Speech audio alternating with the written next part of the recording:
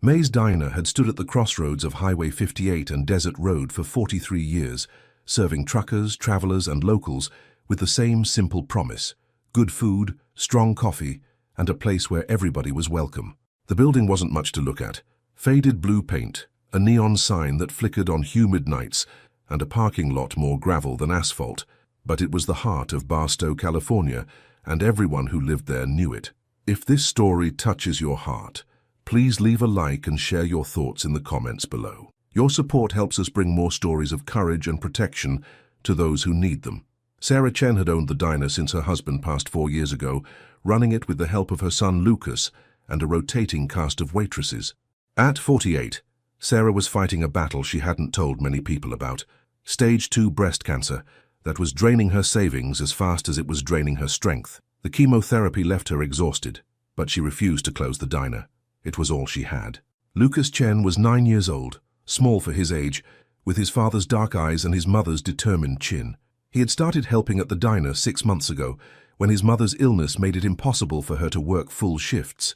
He cleared tables, refilled water glasses, brought out simple orders, and did it all with a quiet efficiency that made the regular customers smile. His father, James Chen, had been a Marine. 2 tours in Afghanistan, medals for bravery, and a reputation for being the kind of man who would walk through fire for his brothers.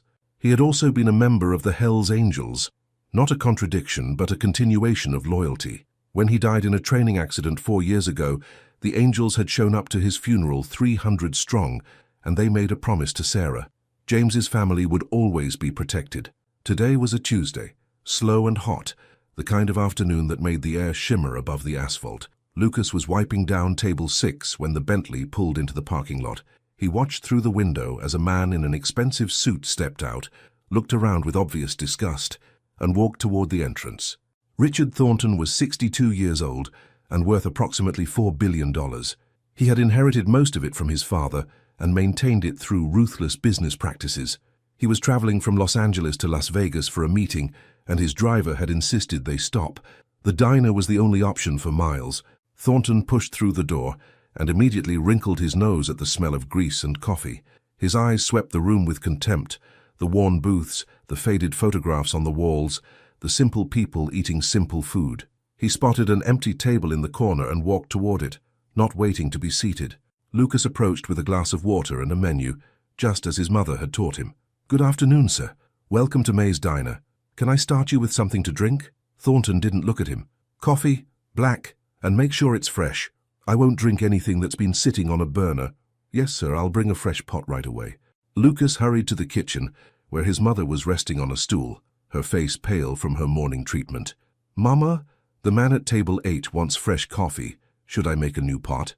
Sarah glanced through the serving window at the man in the expensive suit. Something about him made her uneasy, but she nodded. "Go ahead, mijo. And be extra careful with him. Some people are harder to please than others." Lucas made the coffee with care, watching the pot fill with dark liquid, making sure it was perfect.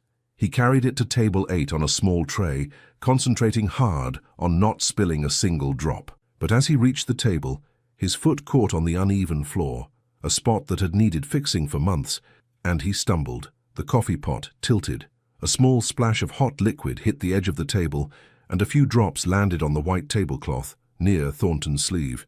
Not on him, just near him, but it was enough. Thornton exploded. "You stupid, clumsy idiot!" He shot to his feet, his face contorting with rage. "Do you have any idea how much this suit costs? More than this entire pathetic establishment." Lucas froze, his eyes wide with shock and fear. "I'm sorry, sir. I'm so sorry. It didn't touch you. I can clean it up." But Thornton wasn't listening. His anger had found a target, and he wasn't about to let go. He leaned down until his face was inches from Lucas's, close enough for the boy to smell his expensive cologne and see the cold fury in his eyes. And then he started speaking in Japanese. The words that came out of Richard Thornton's mouth were not meant to be understood by anyone in the diner. He had learned Japanese during his years doing business in Tokyo, and he used it now as a weapon, a way to unleash his full contempt without consequences, or so he thought. "Kono kusogaki," he hissed, his voice dripping with venom. "Omae no yuna mazushi gomi wa, ore no kutsu wo migaku kachi mo nai. Omae no haha wa fukeisha da. Kono mise wa gomi dame da. You worthless brat. Poor garbage like you isn't even worth polishing my shoes. Your mother is a disgrace. This place is a trash heap." Lucas didn't understand the words, but he understood the tone. Tears welled in his eyes as the man continued his tirade, jabbing a finger toward him, his voice rising with each insult. The other customers had fallen silent, watching the scene with a mixture of horror and helplessness. Sarah burst through the kitchen door, moving faster than her weakened body should have allowed. "Sir, please. He's just a child. Whatever happened, I'm sure we can—" "Stay out of this," Thornton snapped in English. "This is between me and this incompetent little—" He switched back to Japanese, unleashing another stream of insults that made even his driver, waiting by the door, wince. What none of them knew was that Big Earl Thompson was sitting 3 booths away. Earl was 64 years old, a retired trucker who had driven rigs across America for 40 years. He was also a Vietnam veteran, a former POW who had spent 18 months in a camp where he had learned to speak Japanese from a fellow prisoner, a skill he had never forgotten. He understood every word coming out of Thornton's mouth, and he knew exactly who Lucas Chen's father had been. Earl said nothing. He simply pulled out his phone, scrolled to a contact labeled Hammer, and sent a text message. "May's Diner. James Chen's boy is being attacked. Rich man in a suit. Insulting him in Japanese. You need to hear what he's saying about the kid. Get here now. Bring everyone." The response came in seconds. "On our way. Nobody touches that boy." Earl put his phone away and continued to watch, his weathered face betraying nothing. But inside, a cold anger was building, the same anger that had kept him alive in that prison camp, the same anger that had made him dangerous to anyone who threatened the innocent. Thornton finally ran out of steam. He threw a $100 bill on the table, far more than anything he had ordered, and sneered at Sarah. "Consider that compensation for having to look at this pathetic excuse for a business, and teach your son some manners before he embarrasses you in front of someone who matters." He turned and strode toward the door, his driver scrambling to open it for him. The Bentley's engine purred to life, and within seconds they were gone, leaving behind a crying child, a devastated mother, and a room full of people who didn't know what to say. Earl rose from his booth and walked over to Lucas, who was still standing, frozen in place, tears streaming down his cheeks. The old trucker knelt down, his knees protesting, and put a gentle hand on the boy's shoulder. "You listen to me, son," Earl said quietly. "What that man said, none of it was true, not a single word. You're a good boy, and your daddy would be proud of you, you hear me?" Lucas looked up at him, his voice trembling. "You understood what he said." "I did, and I want you to know something." Earl's eyes were fierce. "There are people in this world who think money makes them powerful. But real power, the kind that matters, comes from having people who love you, and you've got more of that than he'll ever have." Sarah had gathered Lucas in her arms, holding him tight, her own tears falling into his dark hair. She looked at Earl with gratitude and confusion. "What did he say? What did that man say to my son?" Earl hesitated. "Nothing worth repeating, ma'am. Just the words of a small man who needed to feel big." He paused. "But I promise you this, he's going to regret every single one of them." Outside, the sound of distant thunder began to grow, but the sky was clear. The first motorcycle appeared on the horizon 23 minutes after Earl's text message, then another, then 10 more. Within an hour, the parking lot of May's Diner had transformed into a sea of chrome and leather, and the thunder of 300 Harley-Davidsons shook the windows of every building on Desert Road. Marcus Hammer Williams, president of the Barstow chapter of the Hells Angels, dismounted his bike and walked straight into the diner. He was 58 years old, built like a tank, with a grey beard that reached his chest and eyes that had seen things most people couldn't imagine. He had ridden with James Chen for 15 years. He had held Sarah's hand at James's funeral. He had sworn an oath to protect this family. "Sarah," his voice was gentle despite his fearsome appearance. "Earl told us what happened. Where's Lucas?" Sarah emerged from the kitchen, Lucas still clinging to her side.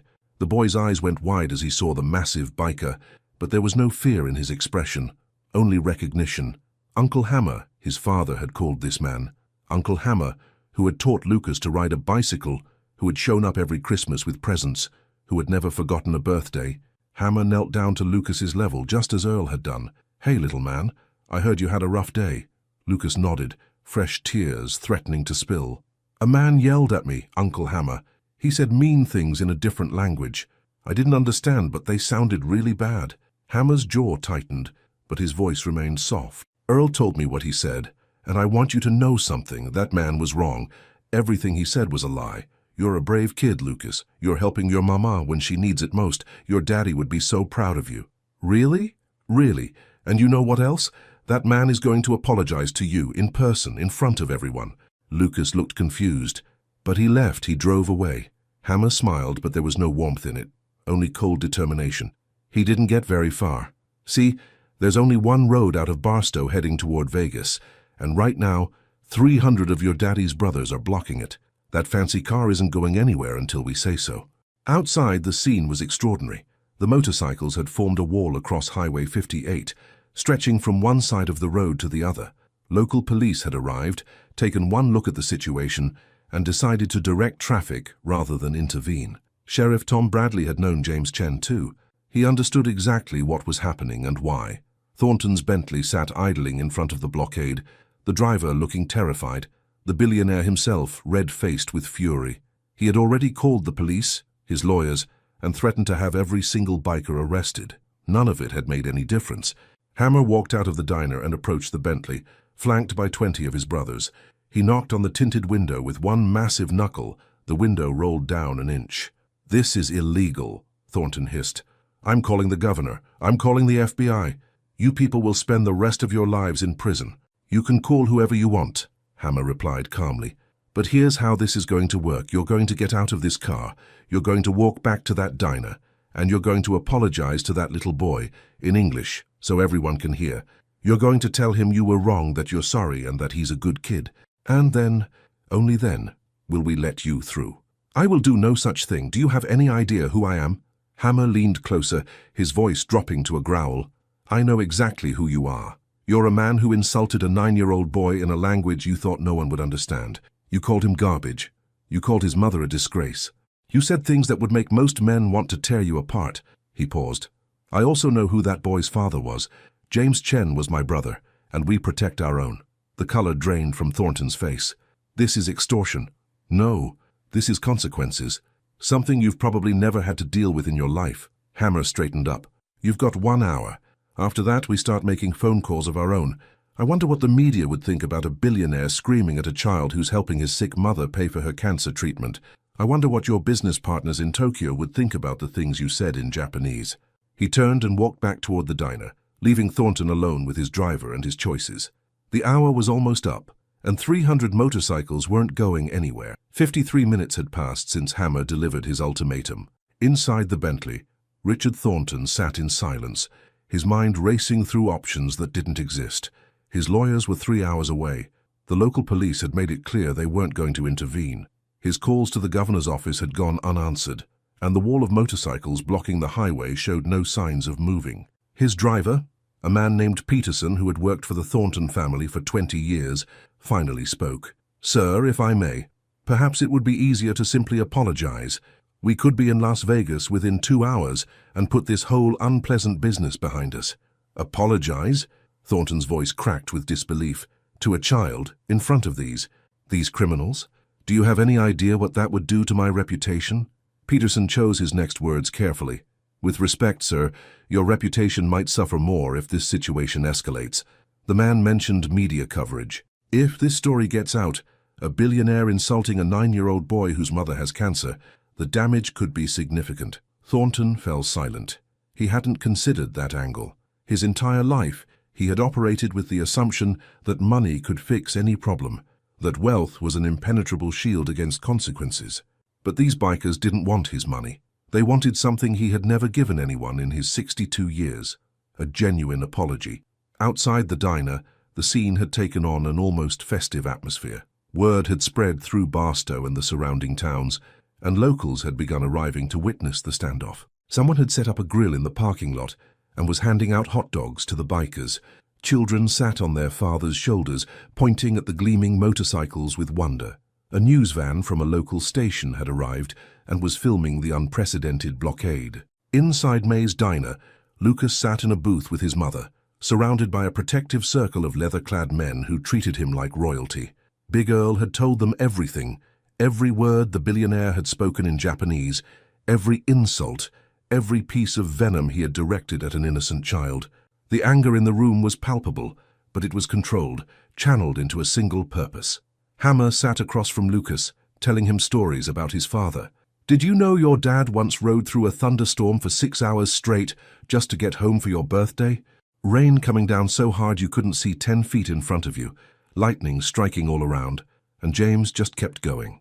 Nothing was going to stop him from seeing his boy turn 5. Lucas's eyes widened. He never told me that. That was your daddy. He didn't talk about the things he did, and he just did them. Quietly, without asking for anything in return. Hammer's voice softened. You're just like him, you know. Working here every day, helping your mama, never complaining. That takes real courage, Lucas. The kind of courage that man out there will never understand. Sarah reached across the table and squeezed Hammer's hand. Thank you, she whispered, for everything, for remembering him, for being here. We made a promise, Sarah. The day we buried James, we swore his family would never stand alone. That wasn't just words. Hammer looked out the window at the sea of motorcycles. 300 brothers rode here today because of that promise.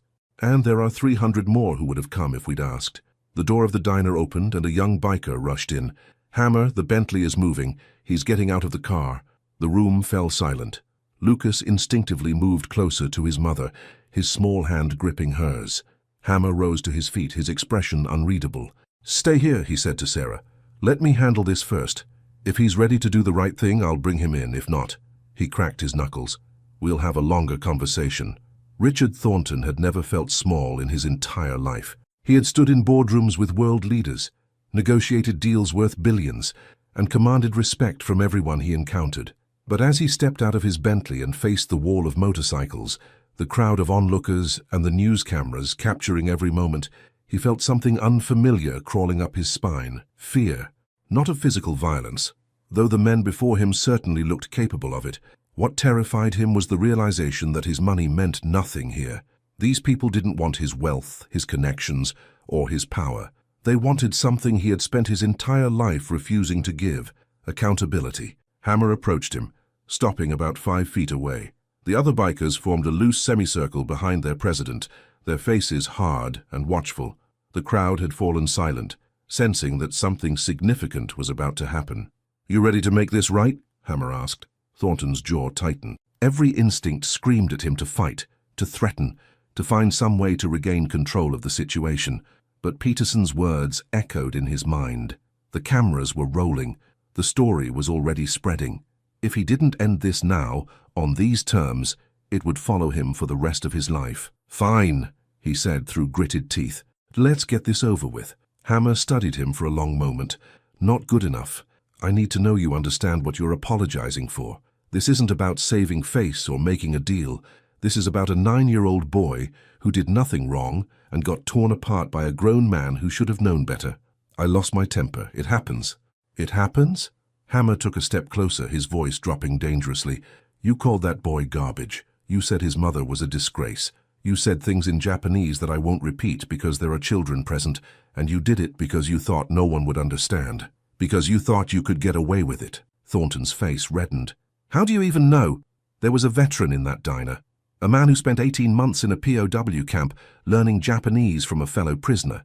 He understood every word. Hammer paused. And now we all do. The crowd murmured. The news cameras zoomed in. Thornton could feel his carefully constructed world crumbling around him.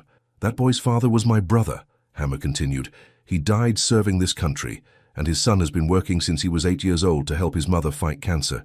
That kid has more courage, more dignity, and more worth than you will ever have. And you're going to walk into that diner, look him in the eye and tell him you're sorry.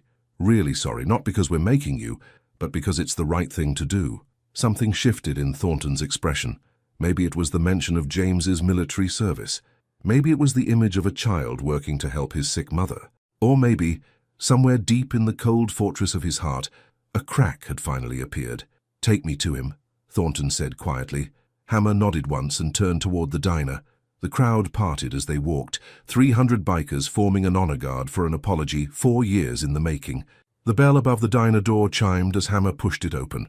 The room fell absolutely silent as Richard Thornton stepped inside, his expensive suit wrinkled, his silver hair disheveled, his face carrying an expression no one had ever seen on him before: humility.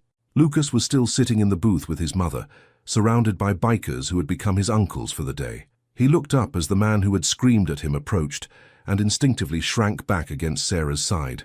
Hammer held up a hand, stopping Thornton about 6 feet from the booth. "Lucas, this man has something he wants to say to you. You don't have to respond if you don't want to. You don't have to forgive him. You just have to listen, and then he's going to leave, and you'll never have to see him again. Okay?" Lucas nodded slowly, his dark eyes fixed on Thornton's face. The billionaire stood there for a long moment, seemingly at a loss for words. He had given speeches to thousands, negotiated with the most powerful people on earth, but standing before this small boy in a faded t-shirt, he found himself struggling to speak. He cleared his throat and started again.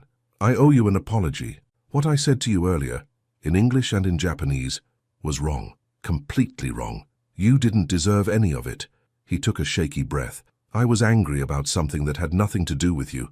A business deal that fell through this morning.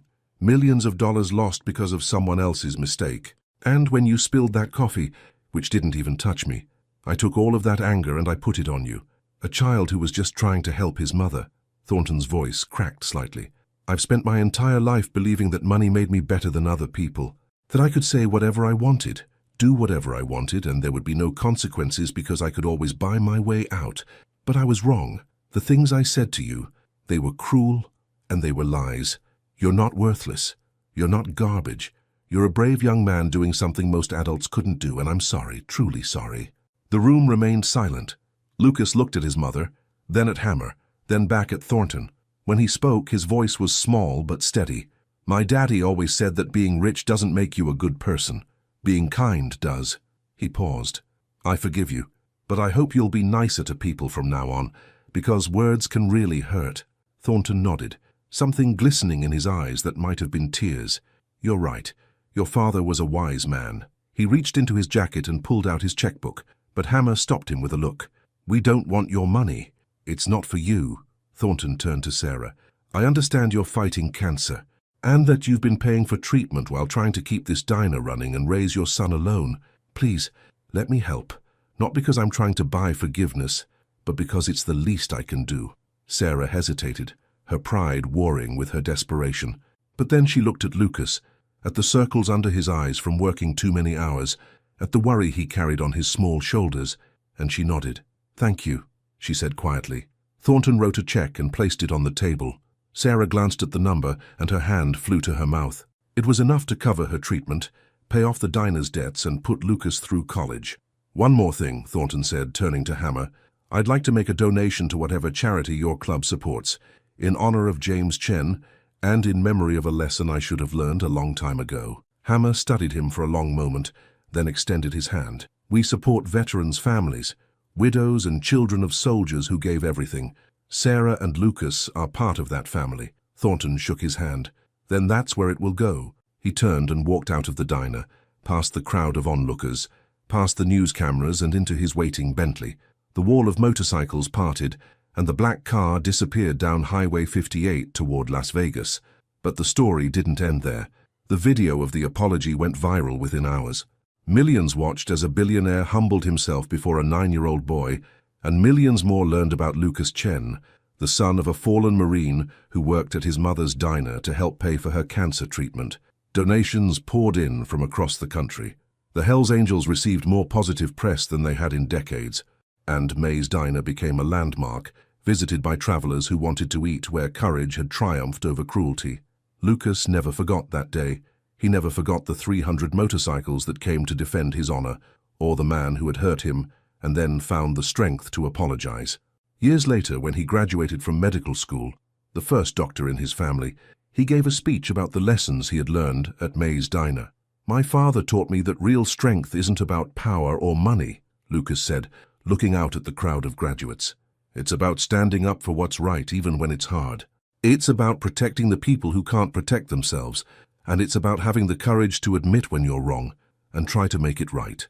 He paused, his voice thick with emotion. 300 men rode into my town to teach me that lesson, and one man who had spent his whole life being cruel found enough courage to apologize to a scared little boy. Both of those things changed my life.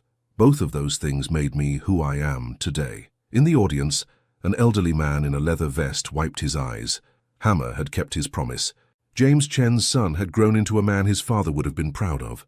And somewhere out there, watching the ceremony on his phone, Richard Thornton smiled. The best investment he had ever made wasn't in stocks or real estate. It was in a little diner in Barstow, where he had finally learned that the truest wealth was measured not in dollars, but in dignity.